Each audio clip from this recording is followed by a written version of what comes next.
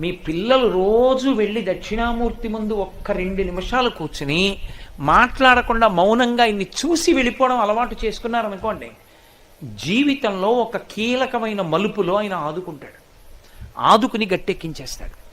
దక్షిణామూర్తి దక్షిణామూర్తే గొప్పది. ఆయన దర్శనం చేస్తే సరస్వతీ కటాక్షం దగ్గర నుంచి లేనిదన్నది ఉండదు, ఇక ఏదైనా ఇచ్చేస్తాడు ఆయన. అంతటి పరబ్రహ్మం మీకేమి ఇవ్వలేదండి. ఇంకా లౌకికమైన కోర్కెల దగ్గర నుంచి మోక్షం వరకు ఇవ్వగలడు. కరతలామలకము, చేతిలో ఉసిరికై.